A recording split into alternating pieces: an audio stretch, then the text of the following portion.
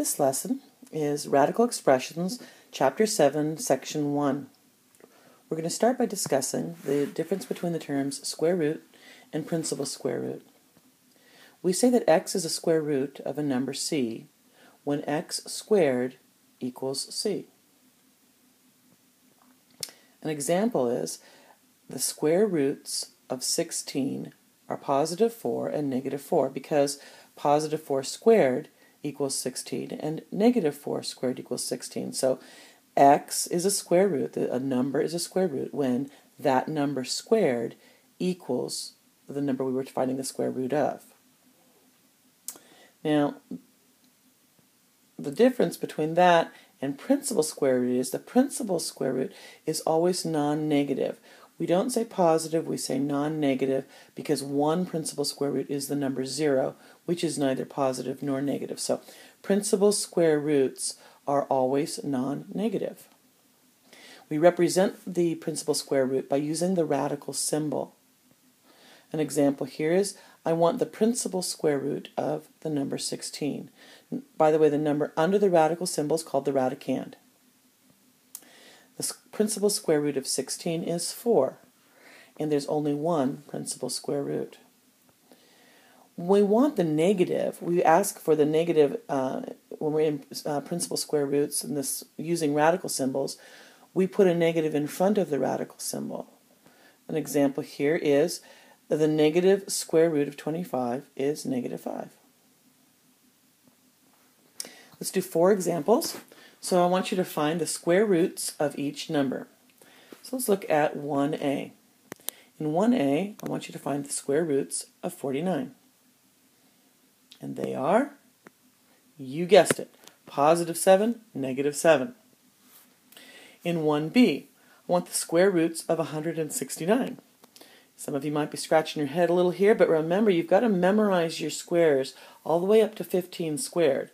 169 happens to be, the square root of that happens to be 13, so it's the positive 13 and as well as negative 13.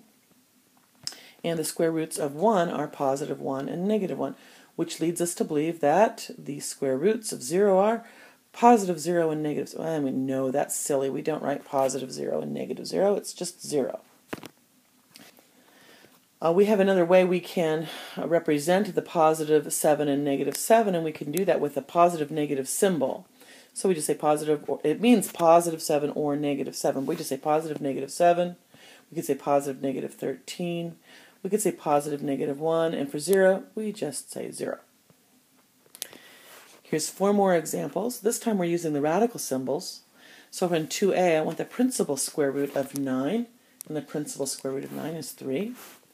In 2b, we want the negative square root of 100. Well, that would be negative 10. In 2c, we want the square root of a fraction, 36 over 49. In taking square roots of fractions, you take the square root of the numerator and you simplify it. And then you take the square root of the denominator and you simplify that. And you still write it as a fraction. So it's the square root of 36 is 6 and the square root of 49 is 7. So we get 6 over 7. In 2d, that can be a little bit more confusing, but not so if you think of the value of that radicand. That radicand is not 0.09. That's what you draw. 0.09 is what you draw with your pencil. The value of that number is 9/100ths. So we need to write it as a fraction. So we want the square root of 9 over 100, which is 3 over 10. And 3 over 10 means 3/10ths, so we write that as the answer 0.3. So those are our 8 examples. Now remember that the radical symbol means the positive square root. So the positive, when I have the radical symbol for 9, I want the positive square root of 9. 9 can be rewritten as 3 squared, so we want the positive square root of 3 squared, which is positive 3. Positive square root of 25 is equal to the positive square root of 5 squared, which is positive 5. So if we follow that pattern, we would believe that the square root of x squared is going to be the positive x, which is true. It's going to be the positive x, but there must be a better way to say positive x. There must be some way that we can make sure that x is always going to be positive. So we think, and we think, and we think, and we go, aha, we know what it is. absolute value. The function absolute value always says just, the positive value because it's that distance value. So instead of writing positive x, we use the absolute value bars and we say that the square root of x squared is the absolute value of x. Here's an example. The square root of -3 quantity squared is the absolute value of the -3, which is positive 3. This rule is for all real numbers, and that's important because next week we're going to start talking about numbers that aren't real, and since they're not real, they don't follow these same rules. So as long as a number is real, and so in this case b is a real number, the square root of b squared is the absolute value of b. So we have the square root of 25y squared. Well, we take the square root of 25 is 5. The square root of y squared is y.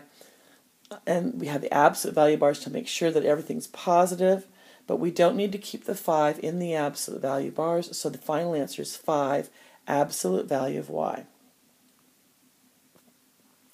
If we're given the condition, if we know that our variable is greater than or equal to 0, then we don't really need these absolute value bars because the absolute value of a positive number is just the number itself since it's already positive. And so therefore, if I asked you for the square root of 4a squared, you can simply just write 2a. But this is only because there's a condition set forth before we began that a is going to be greater than or equal to 0. We're going to use radical symbols to talk about other types of roots. There's things called cube roots, and we use a radical symbol with a little 3. There's fourth roots, which is a radical symbol with a little 4. Then there's fifth roots and sixth roots, and there's any number, there's infinitely many roots. And we use the radical symbol with this little number that's up there. But what about kth root, meaning k would stand for some number or some integer that I haven't told you. And or it doesn't have to be an integer, it could be a fraction as well. So we would write, the kth root, and we have the radical symbol with a little symbol k. Well, what is the little 3, 4, 5, 6? It must have a name for that, and it is. It's called the index. So the cube root has an index of 3. The fourth root has an index of 4. The fifth root, index of 5. Sixth root, index of 6. Kth root has the index of k. But what about the square root? We know, we've seen this radical symbol. It just says radical. It doesn't have a number there. What is the index of a square root? Well, the index is 2. We just don't write it. It's just implied. Whenever you see a radical symbol without an index written, it's implied that there's a little 2 there. So, here's a little bit more about square roots and different kinds of roots. Since 8 squared is 64, and we talked about this at the very beginning, that when the number is squared and equals some other number, we would say that that 8 is the square root.